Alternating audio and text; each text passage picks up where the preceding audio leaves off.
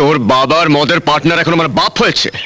দেবো একদিন তোদের এই চায়ের দোকানকে ভেঙে চুড়ে, সেদিন বুঝবি। ওরে আমার কি বীর পুরুষ এলেন রে? তোমার বাবাই তো রোজ রাতে মদ গিলবে আর এসে বলবে ডিম দাও, আলুর দম দাও, ঘুগনি ছাড়া কি মদের চাট হয়? তোর বাবা এগুলোকে সাপ্লাই করে কেন? তোমার বাবা চায় বলে।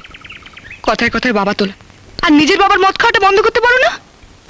পাড়ার মধ্যে মদের দোকান, বেপাড়ার লোকরা আসে আর যায়, জানো আমাকে চোখ মারে। যাক বাবা, বেশি বক বক তো আমি করি না, ওসব যারা করে তাদের জিজ্ঞেস করে নি। যাচ্ছ কোথায়? এই বস্তিতে মদের দোকান, ওই মদের দোকান বন্ধ না করা দিয়ে বস্তির লোকরা মদ খাওয়া বন্ধ করবে না।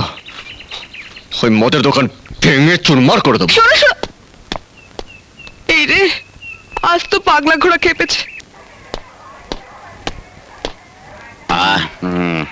বাপ, কে? তুমি আবার মদ খাচ্ছ?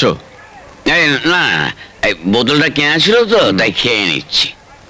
আর উপরে যাওয়ার রাস্তাটা ক্লিয়ার করছো? না, বিশেষ করে আমি আজ থেকে একদম মদ খাবো না। আমি একদম ছেড়ে দেবো। ওঠো, উঠে যাবো? ওঠো, ওঠো, ওঠো, ওঠো। বাড়িয়ে এখানেই থাক। রেখে দেবো? ঠিক আছে, চলো। চলো, বাড়ি চলো।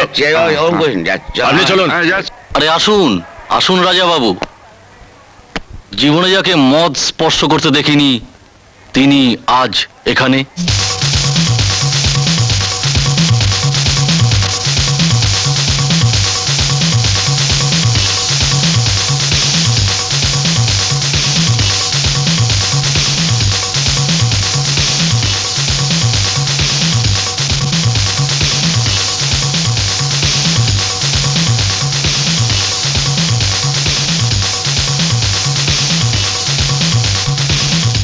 এই রাজাবাবুর জন্য বিলিতি মাল নিয়ে আয়।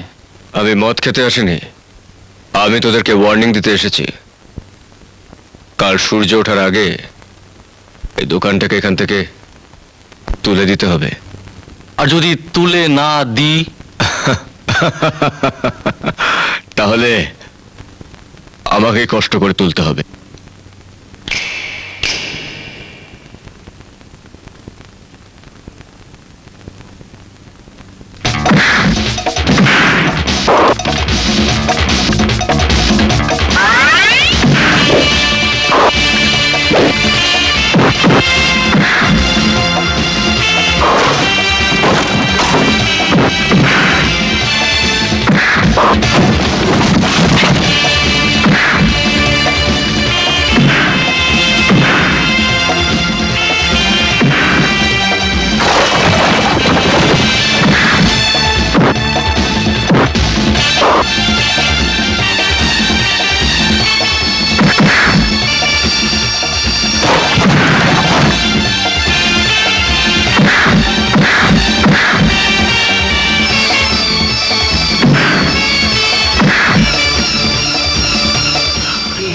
সেদিন তোমার আমার হলো পরিচয়।